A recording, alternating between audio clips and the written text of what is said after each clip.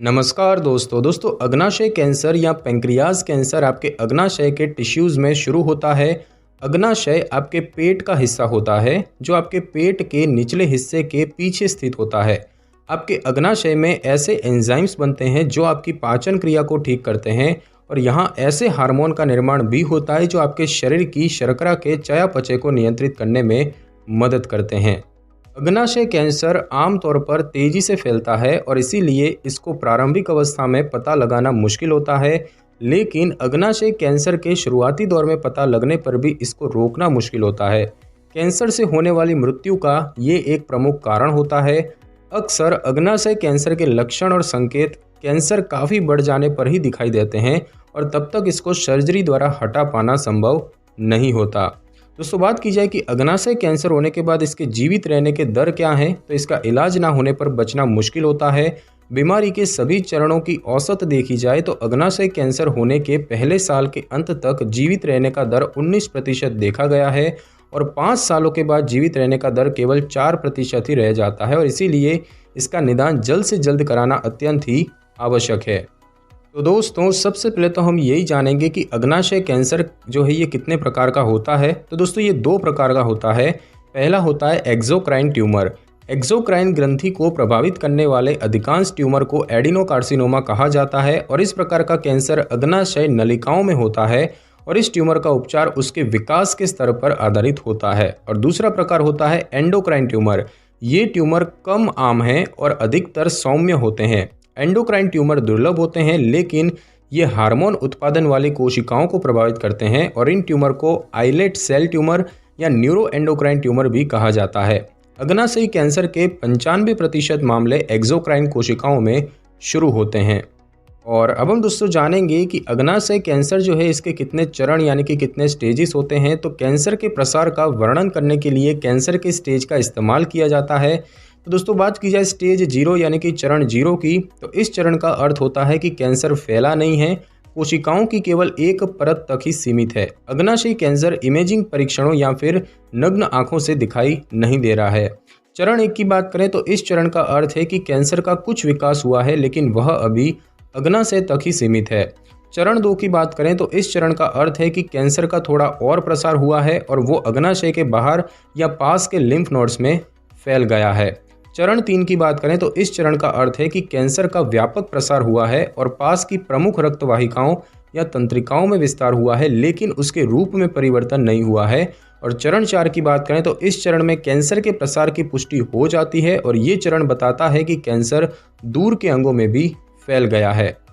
और अब हम दोस्तों जानेंगे कि अग्नाशय कैंसर के लक्षण क्या होते हैं। तो दोस्तों अग्नाशय कैंसर के शुरुआती चरण में आमतौर पर कोई लक्षण नहीं होते हैं, लेकिन जैसे जैसे ट्यूमर का साइज़ बढ़ता है तो मरीज़ को कुछ लक्षणों का अनुभव कर सकते हैं, जैसे कि दर्द, वज़न घटना, जी मिचलाना और उल्टी, दस्त, अत्यधिक भूख या प्यास लगना, पीलिया, मूत्र का गहरा रंग, हल्के रंग का मल आना या मल में चिकनाई होना, पित्ताशय का बढ़ना, सूजन, लाली और टांगों में दर्द, खुजली, लाल चकत्ते, कमज़ोरी, उलझन, पसीना आना और दिल के धड़कन की दर बढ़ना। ये लक्षण बहुत सी अन्य परिस्थितियों के कारण भी हो सकते हैं। इन लक्षणों का मतलब ये नहीं है कि आपको अग्नाशय कैंसर है, हालांकि ऐसे लक्षण होने पर आपको अपने चिकित्सक की सलाह लेनी चाहिए। और अब हम दोस्तों जानेंगे कि अग्नाशय कैंसर यानी कि पैंक्रियाटिक कैंसर जो है ये क्यों होता है, इसके होने का कारण क्या है। तो दोस्तों अग्नाशय कैंसर तब होता है जब अग्नाशय की कोशिकाओं का डीएनए क्षतिग्रस्त हो जाता है, जिससे कि उसका व्यवहार असामान्य होने लगता है और गुणन होने लगता है। यह कैंसर कोशिका तेजी से बढ़ती है और विभाजित होती है, जिससे कि ट्यूमर बनता है और अंततः ये ट्यूमर की कोशिकाएं रक्त या फिर लसिका तंत्र के माध्यम से शरीर के अन्य भागों में फैलने लगती है। दोस्तों इस बात का पता अभी तक नहीं लग पाया है कि डीएनए को क्षति कैसे होती है जिसकी वजह से पैंक्रियाज कैंसर होता है। और अब हम दोस्तों जानेंगे कि अग्नाशय कैंसर होने से कैसे रोका जा सकता है, इससे बचाव कैसे करें। तो दोस्तों हालांकि अग्नाशय के कैंसर को रोकने का कोई सिद्ध तरीका नहीं है, लेकिन आप अपने जोखिम को कम करने के लिए कुछ उपाय कर सकते हैं, जैसे कि सिगरेट ना पिएं। यदि आप धूम्रपान करते हैं तो इसे बंद कर दें। धूम्रपान छोड़ने के तरीकों के लिए अपने डॉक्टर से बात करें और यदि आप धूम्रपान नहीं करते हैं तो शुरू ना करें। साथ ही साथ स्वस्थ वजन बनाए रखें। यदि आपका वज़न स्वस्थ है तो इसे बनाए रखने का प्रयास करें, और यदि आपको वज़न कम करने की ज़रूरत है तो धीमे धीमे वज़न घटाएं। सब्जियों, फल और साबुत अनाज में समृद्ध आहार और दैनिक व्यायाम करें जो आपका वज़न कम करने में सहायता करेगा। साथ ही साथ स्वस्थ आहार लें। फलों और सब्जियों और साबुत अनाज से समृद्ध आहार आपके कैंसर के खतरे को कम करने में मदद कर सकता है। और अब हम दोस्तों जानेंगे कि अग्नाशय कैंसर का निदान कैसे होता है। तो दोस्तों, अग्नाशय कैंसर का निदान आमतौर पर तब होता है जब कोई व्यक्ति लक्षणों को कई सप्ताह या महीनों तक अनुभव करने के बाद डॉक्टर के पास जाता है। और इस कैंसर में अक्सर पेट में दर्द, वजन कम होना, खुजली या फिर पीलिया होते हैं।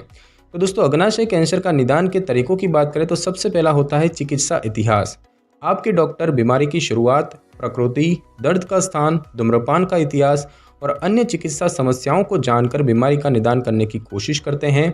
उसके बाद बात की जाए शारीरिक परीक्षण की, तो शारीरिक परीक्षण के दौरान डॉक्टर आपके पेट में गांठ को महसूस कर सकते हैं और गर्दन के लिम्फ नोड्स में सूजन, पीली त्वचा या वजन कम होने के बारे में पता चलता है।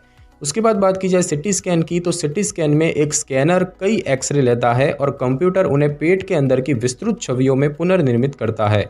सिटी स्कैन डॉक्टरों को अग्नाशय कैंसर का निदान करने में मदद करता है। उसके बाद दोस्तों बात की जाए एमआरआई की, तो एमआरआई में चुंबकीय तरंगों का प्रयोग करते हुए एक स्कैनर पेट की विस्तृत छवियां बनाता है, विशेष रूप से अग्नाशय, लिवर और पित्ताशय की थैली के आसपास के क्षेत्र की छवियां बनाता है। अल्ट्रासाउंड की बात करें तो अल्ट्रासाउंड में ध्वनि तरंगों से छवियां उत्पन्न होती हैं जो डॉक्टरों को अग्नाशय के कैंसर के निदान में मदद करती है। पीईटी स्कैन की बात करें तो पीईटी स्कैन में नसों में रेडियोधर्मी ग्लूकोज का इंजेक्शन दिया जाता है जो कैंसर कोशिकाओं द्वारा अवशोषित किया जाता है। पीईटी स्कैन अग्नाशय कैंसर के प्रसार को बताने में मदद कर सकता है। और उसके बाद बात की जाए बायोप्सी की, तो बायोप्सी में टिश्यूज़ यानी कि ऊतक का एक नमूना लिया जाता है और उसकी जांच की जाती है। और अब हम दोस्तों जानेंगे कि अग्नाशय कैंसर का इलाज कैसे होता है। तो दोस्तों, अग्नाशय के कैंसर का उपचार आपके कैंसर के प्रकार, स्थान और चरण पर निर्भर करता है। और इस कैंसर के उपचार के 3 तरीके हैं: सर्जरी, कीमोथेरेपी और रेडिएशन थेरेपी। आपके डॉक्टर्स की टीम निर्णय लेगी कि आपके लिए कौन सा उपचार सही है। दोस्तों, बात की जाए सर्जरी की, तो ऑपरेशन आमतौर पर एकमात्र ऐसा तरीका है जो अग्नाशय कैंसर को पूरी तरह से ठीक कर सकता है। हालांकि क्योंकि पैंक्रियाज कैंसर का निदान इसके काफ़ी बढ़ जाने पर ही होता है, इसीलिए अग्नाशय कैंसर की सर्जरी केवल 15 से 20% लोगों के लिए ही उपयुक्त होती है। हालांकि यदि आपका ट्यूमर महत्वपूर्ण रक्त वाहिकाओं तक फैल गया है या शरीर के अन्य क्षेत्रों में फैल गया है तो सर्जरी से ट्यूमर को हटाकर आप स्वस्थ नहीं हो पाएंगे। उसके बाद दोस्तों बात की जाए कीमोथेरेपी की, तो कीमोथेरेपी में उन दवाओं का उपयोग किया जाता है जो या तो आपके शरीर में कैंसर कोशिकाओं को मारती है या उनका गुणन रोकती है। कीमोथेरेपी को अक्सर सर्जरी और रेडियोथेरेपी के साथ प्रयोग किया जाता है, ये सुनिश्चित करने के लिए कि जितना संभव हो उतना कैंसर का इलाज किया जा सके। तो कीमोथेरेपी जो है ये सर्जरी से पहले की जा सकती है और सर्जरी के बाद भी की जा सकती है, और जब सर्जरी संभव न हो तब भी की जा सकती है। बात की जाए सर्जरी से पहले की, तो कैंसर को कम करने की कोशिश करने के लिए ये की जाती है ताकि चिकित्सक सारे कैंसर को हटा सके।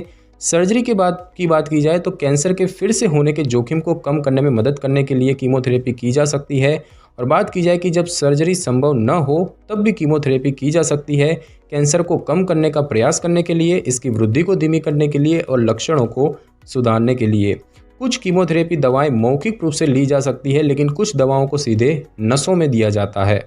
उसके बाद दोस्तों बात की जाए रेडिएशन थेरेपी यानी कि रेडियोथेरेपी या विकिरण चिकित्सा की, तो रेडियोथेरेपी में आपके ट्यूमर को कम करने और दर्द को दूर करने के लिए विकिरण की उच्च ऊर्जा वाली रोशनी का उपयोग किया जाता है। कुछ प्रकार के अग्नाशय कैंसर के लिए केवल एक ही प्रकार के उपचार की आवश्यकता होती है, जबकि अन्य प्रकार को दोनों या फिर तीनों के संयोजन की आवश्यकता हो सकती है।